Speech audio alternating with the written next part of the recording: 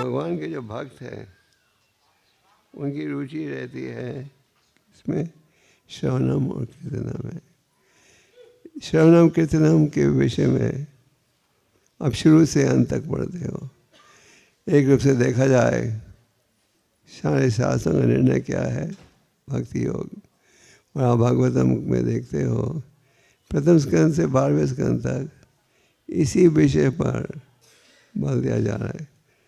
और सब लीलाओं का मूल संदेश है कि भक्ति योग एक साधन है। यहाँ कहा जा रहा है कि अगर व्यक्ति भगवान के नामों का गुणगान करे, भगवान की लीलाओं का गुणगान करे, तो वो बच सकता है किससे? प्यास और भूख और भय, शोक तथा मोह से बच सकता है। तो भौतिक संसार में हम सब प्यासे रहते हैं और भूखे। तो प्यासे और भूखे किसके लिए, किस विषय पर? आज आपने प्रसाद नहीं खाया था अभी। तो प्यासे और भूखे किस लिए? भौतिक इच्छाओं के लिए। हम सोचते हैं ये प्राप्त हो जाए, ये सुविधा प्राप्त हो जाए तो हम संतुष्ट हो जाएंगे और प्रयास करते रहते हैं। पर आप देखते कि कोई संतुष्ट है? हाँ, नहीं, सब अशांत है, चाहे कितने भी धनी हो। जैसे भारत में अनेक धनी व्यक्ति हैं, धनी व्यक्ति की कमी है नहीं, पर जो बड़े बड़े व्यापारी हैं उनकी भी क्या इच्छा रहती है? और है ना।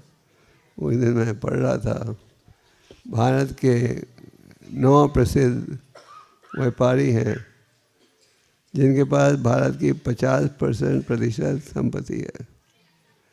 तो आपके जितना धन है देश में उसका आधे धन के मालिक हैं 9 व्यक्ति। और ये 9 व्यक्ति को बोला अभी आप रिटायर हो जाओ, बहुत कमा लिया। नहीं, हमने कहाँ कमाया। सारे विश्व में एक एजेंसी है जो रिपोर्ट बनाती है। वो सारे विश्व की रिपोर्ट यही थी कि जो धनी व्यक्ति हैं वो उनकी संपत्ति 35% बढ़ गई पिछले साल। और जो धनी है और जो गरीब है वो वहाँ के उनका स्थिति घट गई। तो ये उदाहरण मैंने क्यों दिया? ये जो धनी व्यक्ति हैं ये नहीं कि उनके पास किसी चीज़ की कमी है। उनको सोचना चाहिए चलो दान दें, हम भी भजन करें, नहीं।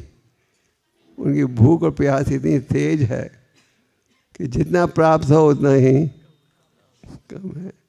पर अगर कोई व्यक्ति भगवान के नामों का उच्चारण करे, भक्ति में जुड़ जाए, तो वो इस भूख और प्यास से बच सकता है।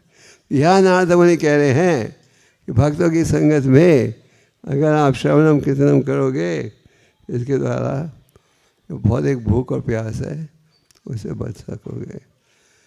आप भगवान की गोवर्धन लीला में क्या देखते हो? गोवर्धन लीला में देखते हो कि भगवान ने इंद्र यज्ञ की तैयारी जो हो रही थी वो रुकवा दी थी। और इंद्र ने सोचा इस छोटे बालक के कहने पर मैं यज्ञ रुकवा दिया, इन ब्रजवासियों को सजा देनी चाहिए। तो उन्होंने क्या कहा? उन्होंने समता का बादल को भेजा वृंदावन के ऊपर और इतनी तेजी से बारिश बरसने लगी और पानी का बूंद खम्भे जितना भारी था कि पूरा ब्रज उनका भाव था सब डूब जाएगा। भगवान ने गीता में क्या कहते हैं? कौन थे अपन प्रजाने ही न हमें बख्शा, मेरे भक्त की मैं हमेशा सुरक्षा करता हूँ।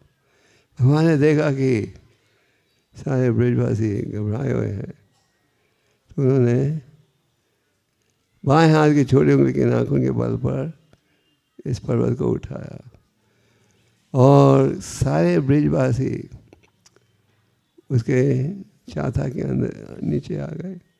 गोवर्धन पर्वत को छतरी के समान उपयोग किया। सारे ब्रजवासी भगवान की ओर देख रहे थे, उनके चेहरे को, और उनको ना प्यास लगी ना, क्योंकि वो संतुष्ट थे भगवान के चेहरे को देखकर। तो इसी प्रकार भौतिक जीवन में हम देखते हैं, चाहे आपको कितनी भी सफलता प्राप्त हो जाए, आप भूखे रहोगे और प्यासे रहोगे। पर जो व्यक्ति भगवान की शरण में आता है, शरण कीर्तन करता है, वो हर स्थिति में संतुष्ट रहेगा। प्रभु जी ने कहते थे, ये जो गोस्वामी थे वृंदावन के, एक समय उनका समाज में बहुत ऊंचा स्थान था। जब रूप गोस्वामी नौकरी त्यागी तो इतने सोने के सिक्के थे कि पूरी नाव भर गई थी। और पर जो वृंदावन में गए, मधुकरी करके जी रहे थे, वो बिल्कुल संतुष्ट थे। क्यों? क्योंकि उन्होंने परम भगवान के शरणागत हो गए थे। तो भौतिक समाज में हम भूखे और प्यासे रहते हैं, सदा अशांत रहते हैं, क्योंकि हमारा यही भाव रहता है, और प्राप्त होना चाहिए, और प्राप्त होना चाहिए।